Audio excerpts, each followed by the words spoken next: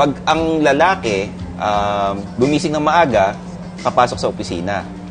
Pag ang babae gumising ng maaga, mag-aayos ng buhok, magme-makeup, mamimili ng damit for 30 minutes, iikot-ikot sa harap ng salamin, bago pumasok sa opisina.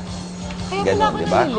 Pero wait parang iba siya. Kasi ako naman, iniisip ko na kung ano ang gagamitin ko bukas. Kung meron akong pupuntahan. And in fact, pati yung mga anak ko, iniisip ko na, chine-check ko na dapat lahat naka-laid out na. Para sa morning, maganda yung gising nila. Kasi pag may nawawala, syempre, just woke up, di ba? Totoo. So parang nabubugnot sila. Yes. So, kailangan kong isipin yon. So, maybe, may similarities, maybe nung dalaga ako pwede. Yes! Pero That yung would be the nanay difference. ako, Kasi pag nanay na, you have to pre-plan everything, diba? no?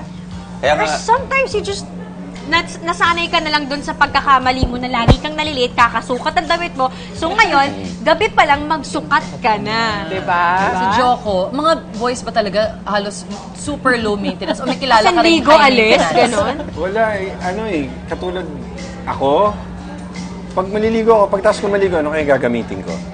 Pwede na to, pwede na tong ganyan, pwede na. Pero pag siyempre, pag medyo malaki yung occasion, Yes. siguro, ewan ko kasi may asawa na ako eh. Mga 2 araw, 3 araw. Bago yung occasion na yan, tinatanong na ako, Han, anong gagamitin mo?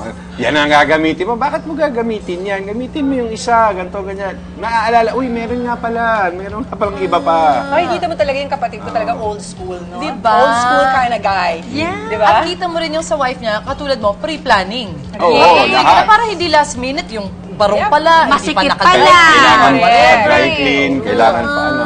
So true. dyan nyo rin makikita na ang babae magaling mag-multitask. Correct. No? Yes. Ang lalaki, pagka nakafocus sa isang bagay, yun lang.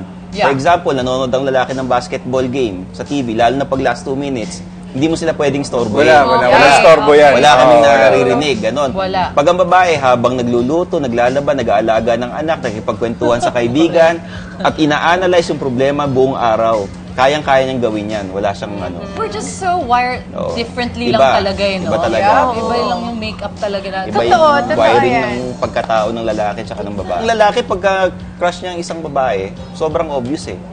Ang babae, medyo natatago pa niya ng konti. Diba? Lalaki, pag tumingin sa girls, masyadong obvious, mula ulo hanggang paa. Yeah.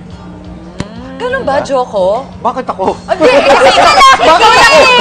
Ikaw lang yung Ako agad. Medyo- Siguro, siyempre pag may gusto kang babae, titingnan mo. Parang, Titingnan mo yan. okay to ah. So, never nyo ginagawa yung parsting na may yung naka-fuchsia yun nandun. Huwag ka sabay-sabay tumingin. Wala kayong ganon. Babae yun eh. Hindi, pero mamaya mo na tignan na. Mamaya mo na tignan. Diba? Ganon. Ito naman, sa book, kapag mahal ka ng babae, ipaglalaban ka niyan. Pag mahal ka ng lalaki, ipaglalaba ka niyan. Service! Diba? Servitude! Totoo ba yan? Totoo yan. Kasi pag ang babae, kahit magkaiba religion nyo, magkaiba paniniwala nyo sa buhay, nationality, okay lang yung paglalaban ka sa pamilya.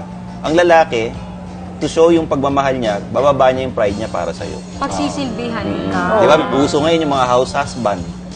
So, okay lang, Right. career woman ka, ako maglalaba, okay lang yun. Is it really okay? Okay lang yun sa Yung mga, di ba? sa ilalim, deeper Oo, layers niya. hindi Is it natin alam. really? Hindi natin alam yan. Oo, well, You if really it have works to for do them.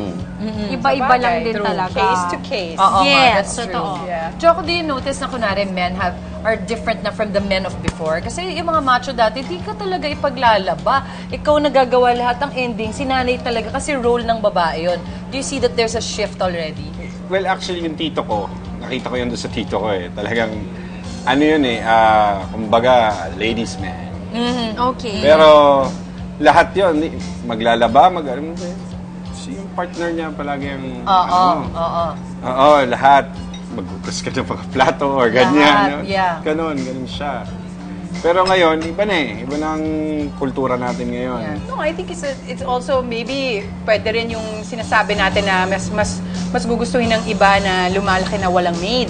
Meron din akong kapatid na ayaw niya ng maid. Okay. So, syempre, para matulungan niya yung asawa niya, tinutulungan din niya sa household work. So, parang ganon. Meron din situation. in the States, Yun. wala naman talaga. So, kailangan talaga yung household chores. Yes. Naka-atas kung, Correct. sa iba't Nakaspread. iba. Nakaspread. Kung nanay lang ang gagawa, Mahirap. Oo, hiwalay na kayo niyan. Oo, ang mahirap.